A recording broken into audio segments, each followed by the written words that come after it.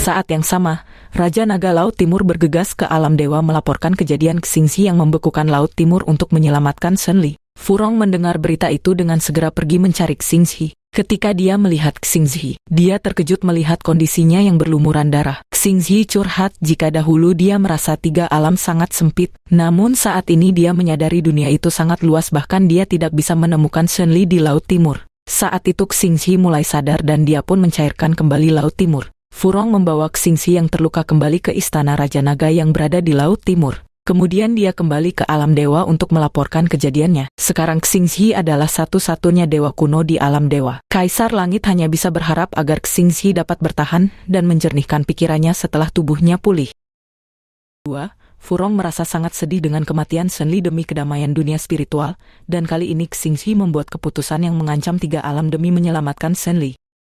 Singkat cerita, Youlan terlihat pergi ke dunia spiritual, karena dia diperintahkan untuk mengantar batu spiritual untuk membantu dunia spiritual. Batu spiritual ini seperti uang yang bisa membantu ketua spiritual memulihkan kota setelah penyerangan sebelumnya. Ketika ketua spiritual mendengar kedatangan Youlan, dia memerintahkan anak buahnya menerima bantuan alam dewa, karena saat ini mereka sangat membutuhkannya. Setelah bawahannya pergi, ketua spiritual menangis karena mengingat Shen Li, yang sejak kecil dia besarkan hingga saat ini. Walaupun ketua spiritual bukan ibu kandung Shen Li, dia sangat menyayangi Shen Li sama seperti anaknya sendiri. Sejak pertempuran di Laut Timur, jiwa Fu Sheng terus memaksa Mo Fang agar dia mau meminjamkan tubuhnya, tetapi Mo Fang terus menolak. Fu Sheng mengingatkan masa lalu, di saat Xingzi membuat segel kolam kesutian dan mengurung semua monster. Saat itu Fu Sheng menyelamatkan Mo Fang dan merawatnya. Diketahui tubuh Mo Fang sangat lemah saat itu. Jadi Fu Sheng menggunakan darah jantungnya memberi makan untuk Mo Fang, dan juga membiarkan dia bergabung dengan dunia spiritual agar mendapatkan banyak keterampilan bela diri. Namun selama dia bergaul dengan Shen Li di dunia spiritual, Mo Fang terus merusak rencananya, seakan-akan melupakan tujuan mereka yang mau menghancurkan kolam kesutian.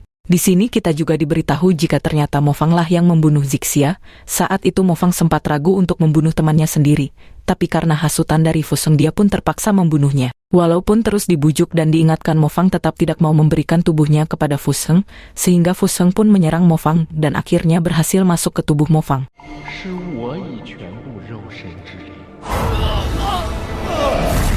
3 bulan kemudian, ternyata Shen Li belum mati dan telah dipaku dan dirantai oleh Fu Sheng.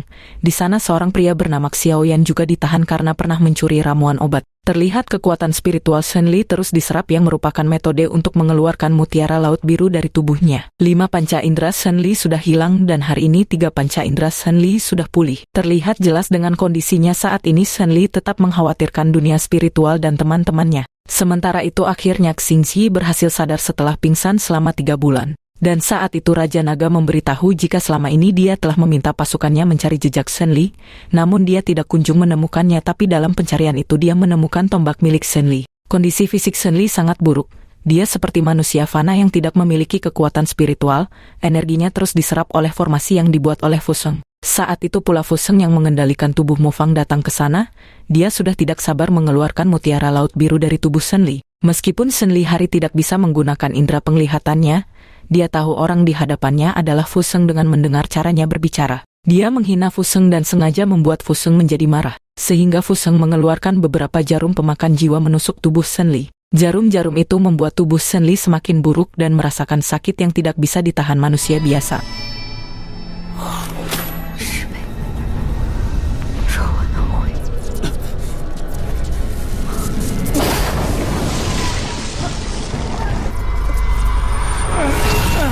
Kali Yaoyan hanya bisa diam melihat Shen Li disiksa oleh jarum pemakan jiwa. Ketika Shen Li mengeluarkan suara karena kesakitan, kesadaran Mo Fang bangkit.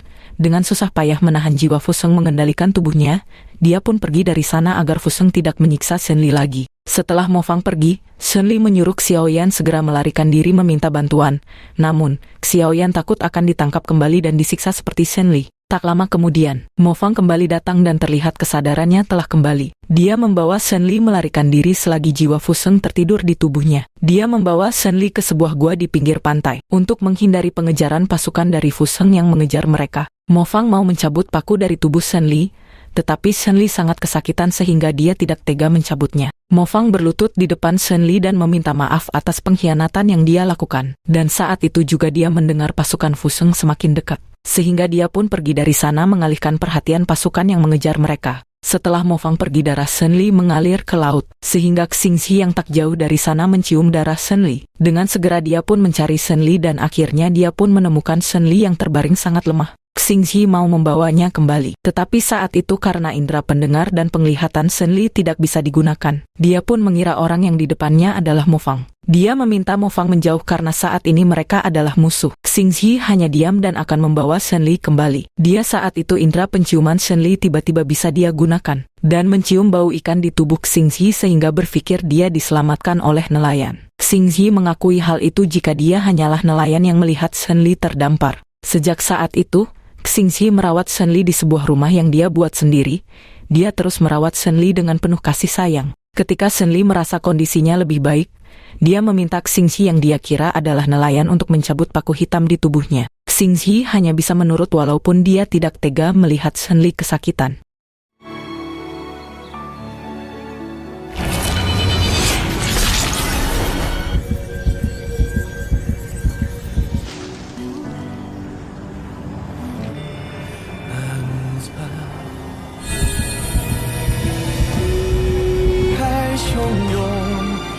Beberapa hari kemudian, Shen Li bangun di pagi hari dan hari itu dia bisa menggunakan indera penglihatannya. Dan akhirnya Shen Li pun melihat Xingxi dari jendela. Dia pun menyadari jika orang yang menyelamatkannya adalah Xingxi. Dia terlihat sangat senang setelah melihat Xingxi. Saat Xingxi akan masuk, dia merubah penampilannya menjadi nelayan.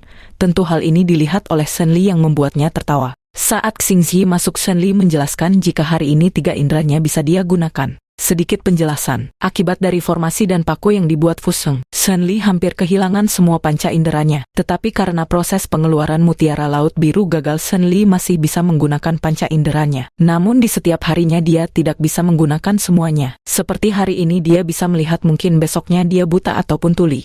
Shen Li berkata bahwa dia mau makan ikan dan berharap Xingxi bisa memasak ikan untuknya. Sejak saat itu Xingxi pun membuat perahu kecil dan melempar jaring untuk menangkap ikan. Raja Naga yang mendapat laporan jika Dewa Kuno melempar jaring, Raja Naga berpikir Xingxi tidak berniat menangkap ikan, dan meminta bawahannya itu untuk mengganti ikan yang ditangkap Xingxi menjadi perhiasan ataupun mutiara. Xingxi terlihat kesal karena dia tidak bisa menangkap ikan, dan terlihat saat dia pulang dia hanya memasak rumput laut untuk Shen Li. Saat itu Shen Li berkata dia sangat heran mengapa nelayan tidak memiliki ikan. Oleh karena itu, keesokan harinya, Xingxi langsung menemui Raja Naga untuk meminta ikan. Awalnya, Raja Naga memperlihatkan Putri Duyung yang seksi untuk Xingxi. Tetapi ketika dia mendengar Xingxi bertanya apakah Putri Duyung itu enak jika dijadikan sup, Raja Naga menjadi sangat ketakutan dan mengerti apa yang diinginkan Xingxi. Dia dengan segera memberikan 2 ikan untuk Xingxi. Setelah pulang dia pun menyiapkan banyak makanan untuk Shen Li, yang membuat Shen Li sangat senang.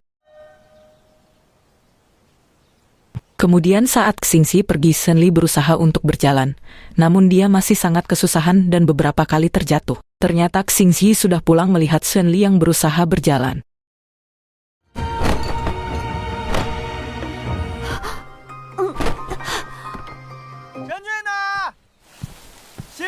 Setelah Shen Li tertidur, tiba-tiba saja Furong menemukan tempat itu. Xingxi mengubah penampilannya keluar menemui Furong. Melihat penampilan Xingxi, Furong sempat terkejut dan akhirnya dia pun mengetahui jika Shen Li masih hidup. Di sini Furong juga mengubah penampilannya menjadi seorang nelayan, karena Xingxi memberitahu jika Shen Li mengenalnya sebagai seorang nelayan. Xingxi meminta Furong untuk merahasiakan hal ini, karena saat ini tubuh Shen Li masih dalam pemulihan, dan juga dia mau menjaga Shen Li tanpa adanya gangguan dari siapapun. Mengetahui masalah Xingxi, Furong kembali ke alam dewa.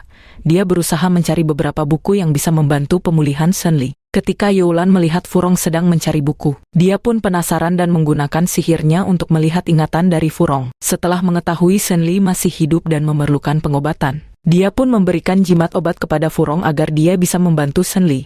Sementara itu, Xingxi dan Shen Li melewati hari-harinya dengan bahagia, dan terlihat Xingxi mendalami perannya sebagai nelayan, dengan ikut menangkap ikan bersama nelayan desa. Penglihatan Shen Li sering hilang, tapi indera penciumannya sangat tajam. Sekarang dia mencium bau di tubuh Xingxi yang berbeda dari pertama kali Xingxi menyelamatkannya. Saat ini bau tubuh Xingxi benar-benar seperti nelayan. Keesokan harinya, indera penglihatan Shen Li bisa dia gunakan. Dan saat itu Furong yang datang tidak mengubah penampilannya. Shen Li tentu melihatnya tapi dia berpura-pura buta. Sehingga Xingxi dan Furong menjadi lega karena rahasia mereka tetap aman. Kemudian saat Furong mengobati luka Xingxi akibat hukuman langit, Shen Li melihatnya dan tidak menyangka Xingxi bisa terluka separah itu. Kemudian, hari-hari berikutnya telah berlalu. Suatu hari karena Shen Li penasaran dengan apa yang dilakukan Xingxi ketika pergi ke laut, dia pun berjalan-jalan di pantai untuk menunggu Xingxi kembali.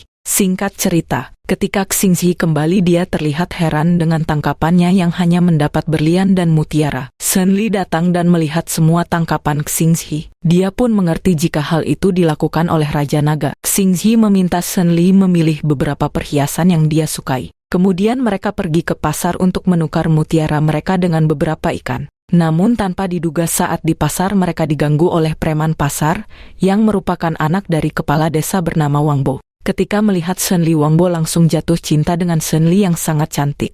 Tetapi dewa kita tentu tidak menerima Shen Li disentuh oleh Wang Bo, sehingga dia pun memberikan pelajaran kepada Wang Bo.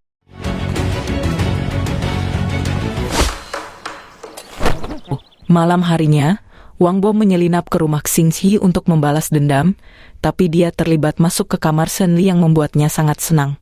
Tapi Shen Li tentu memberinya pelajaran.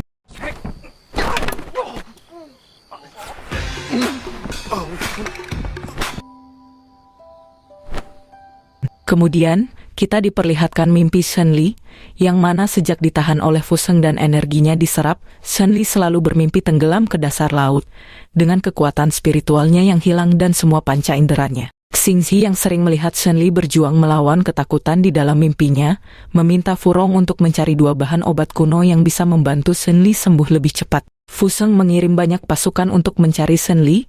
Ketika Wang Bo melihat lukisan itu, dia pun memberikan informasi tentang keberadaan Shen Li. 病老里受那么严重的伤，